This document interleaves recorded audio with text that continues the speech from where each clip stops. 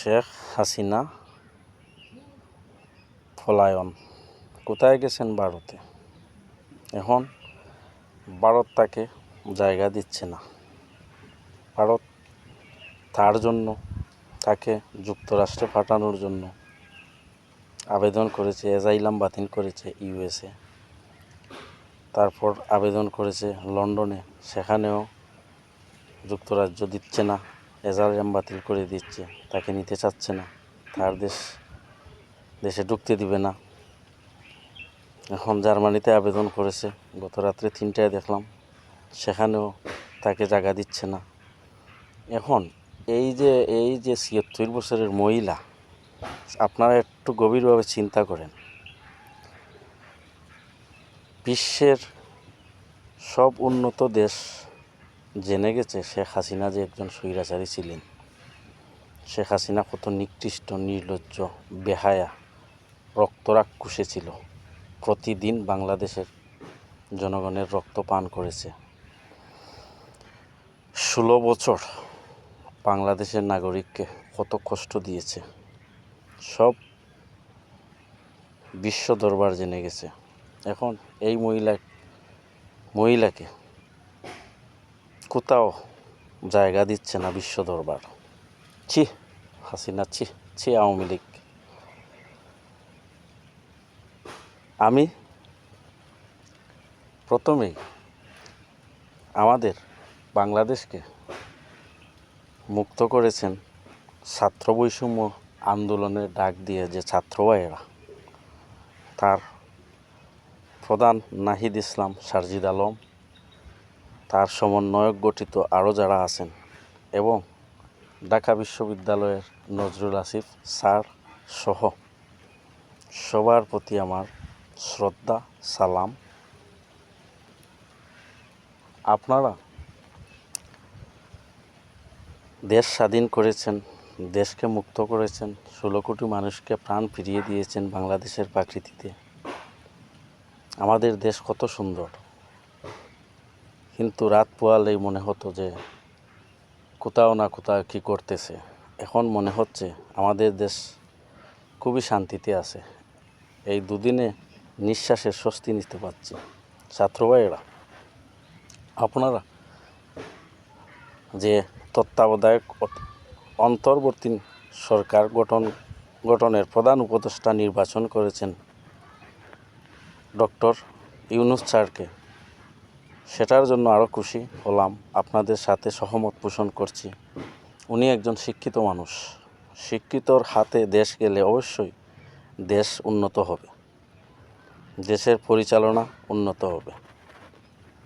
আপনারা যাকে আপনাদের মেধায়, আপনাদের জ্ঞানে নির্বাচন করেছেন, সেটা সঠিক করেছেন, এটা আমার অভিমত। প্রিয় ভাইয়েরা, ছাত্র ভাইয়েরা, আমি গভীরভাবে শোক প্রকাশ করছি।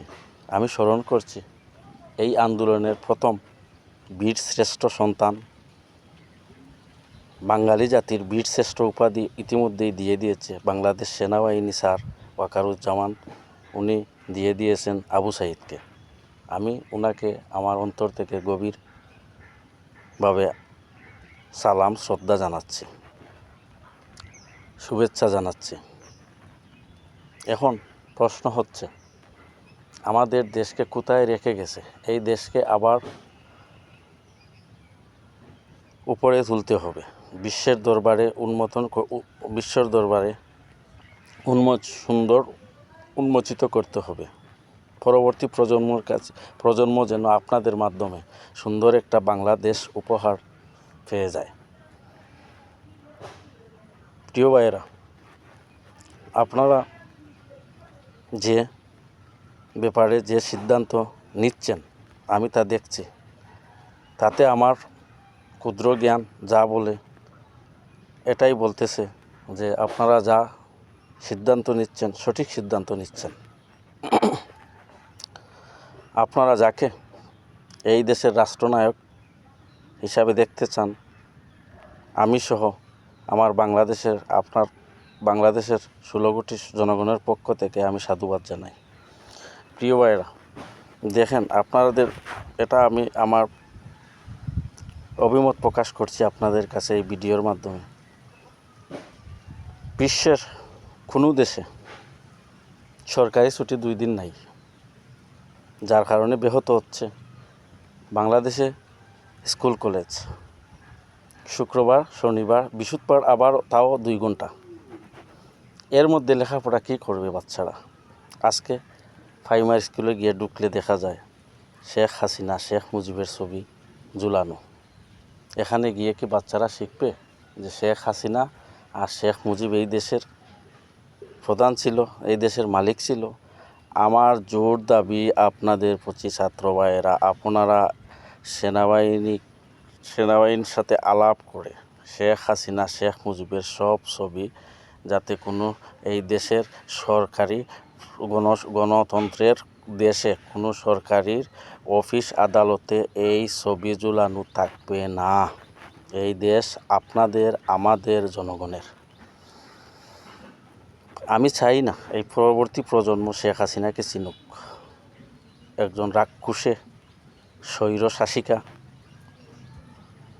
দেশনায়ক ছিলেন বলে আমার পরবর্তী প্রজন্ম যাতে ওকে না চিনে, ওর বাবাকে না চিনে।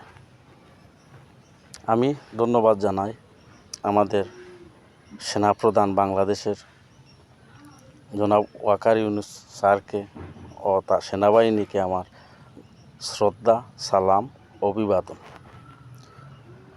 আমি একটা কথা বলতে চাই, প্রত্যেকটা ছাত্র ভাইয়েরা আপনারা এটা মাথায় রাখবেন, প্রত্যেকটা সরকারি প্রতিষ্ঠানে দুর্নীতি, ঘুষ এগুলা বন্ধ করতে হবে। এগুলা যতক্ষণ না পর্যন্ত বন্ধ হচ্ছে দেশ ততক্ষণ উন্নত হবে না। আমাদের যোগাযোগ ব্যবস্থা উন্নত করতে হবে বিশ্বর দরবারে। ছাত্র ভাইয়েরা, আপনাদের সাথে জনগণ আছে, থাকবে, সব সময় পাশে পাবেন। আপনারা যা সিদ্ধান্ত নেবেন, আপনাদের প্রতি আমাদের সদিচ্ছা পোষণ করছি। আপনারা দেশকে 5 বছরের মধ্যে মালয়েশিয়ান দেশের মতো আমাদের বাংলাদেশকে আপনারা উন্নত করেন, এই প্রত্যাশা রেখে আজকের ভিডিও এখানেই শেষ করছি। আমি পরিশেষে বলতে চাই আসসালামু আলাইকুম, এবং সর্বশেষ ভালোবাসা অর্পণ করলাম শহীদ ভাইদের প্রতি, ছাত্র ভাইদের প্রতি, এই আন্দোলনের ছাত্র ভাইদের প্রতি, ছাত্র জনতার প্রতি। বাংলাদেশ সেনাপ্রধানকে স্যালুট। আসসালামু আলাইকুম।